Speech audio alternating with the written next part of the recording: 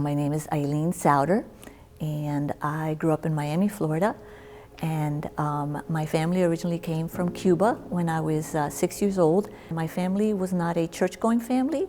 They were just really struggling, trying to survive. Unfortunately, when I was a young child, probably about 8 or 9 years old, I stumbled upon the pornography that some of my relatives kept in the house. And it was really hardcore pornography.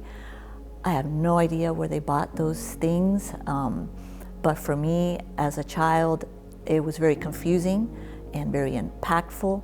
I remember feeling very guilty and just even dirty about finding those things, and then it went into like enjoying finding those things, and of course it was all done in secret, and that became an addiction to acting out and masturbating. And so as a child I felt very confused and very shameful because I was keeping this secret. And as I grew up and I got older in my teenage years, I realized that for what seemed to be a big deal for me was not a big deal for them. So I kind of coped with that a little bit better, because it was like, oh, whatever, you know, we all do whatever makes us feel good type of thing. But I still felt like there was a secret that was being kept and was hard. So there were many things in my heart that were hard for me. My dad was never able to come from Cuba, and then when I was 16 he died suddenly, and that was very, very hard for me. And I had a friend who saw how I was struggling, and she invited me to church.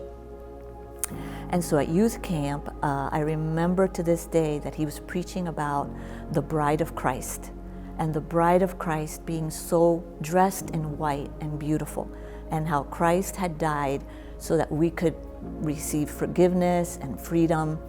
And again, my family was not very church going, but I knew that I needed forgiveness. So I had that encounter with the Lord at 16, and immediately after that, I had no more desire to see the porn or any of those things. I still knew where everything was stashed,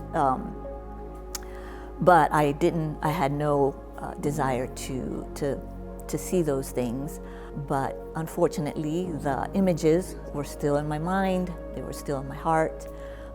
So being able to, at that point, as I started to grow in the Lord, and shortly after that, the Lord took me to Bible college. And so I was surrounded by all these people who, to me, seemed so holy and like they had their act together. And I was just getting to know the Bible, just getting to study the Bible. And so I felt like my secret was to be kept, because those things in those days, I'm older, were not talked about in the church. We didn't talk about pornography. There was no internet. There was no, we didn't talk about sexual sin or sexual addiction. I did get married young. I was married when I was 19 years old.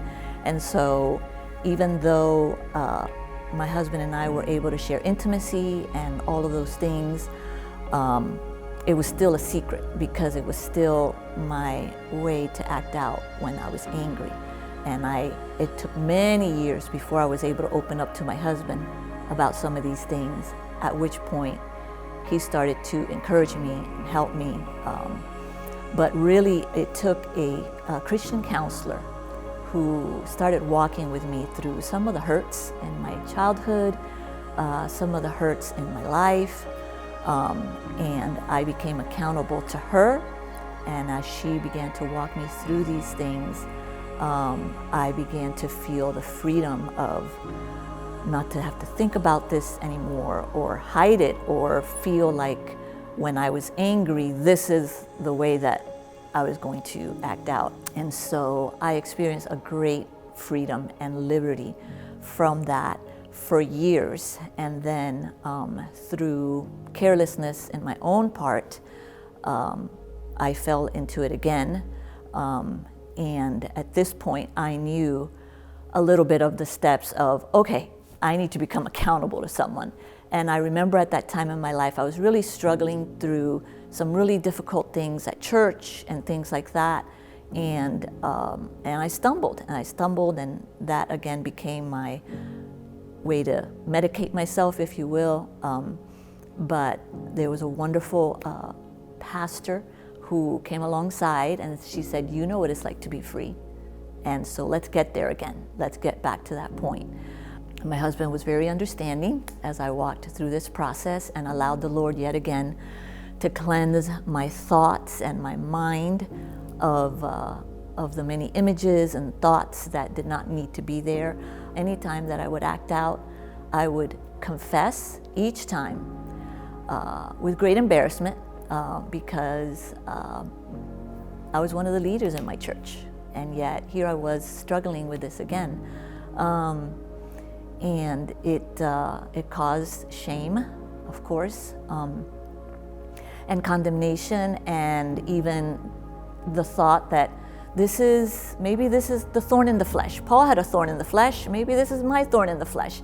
But of course that's a lie, because the Lord is able to, I don't know what Paul's thorn in the flesh was, but the Lord already had shown me liberty and freedom, and he was walking with me one painful struggle step. Paul says, I do the things I don't want to do. Wretched man that I am, who's going to save me from this? And I totally identified with that. But then he goes on to say that there is no condemnation in Christ, and that Christ will save me from this. The things that I feel that I can't overcome. And of course, Paul is speaking there of the flesh having the battle with the spirit. The flesh wants one thing, the spirit wants another. And allowing that spirit to be fed and to be strengthened so that we can overcome. And so through walking with this pastor friend of mine, and just humbling myself before the Lord, and just spending some extra time in the scriptures, and realizing that I could not white knuckle this thing. It had been part of my life for so long, but Christ would release me of it. And as I humbled myself, and my husband again walked this with me, and confessed to him, confessed to my pastor, I gained that freedom again. And it was wonderful, and it was great, and it was complete, if I could say that. There was no thoughts or need or temptation, and maybe that's the right word. It was freedom. And that's many years back. But I just thank the Lord, because he is there to, no matter what our addiction, be it, no matter what it is, there is freedom in Christ. And he is kind, and he is gentle, and he helps us when we feel like we have failed yet again. He is there, and he is able to grant us victory.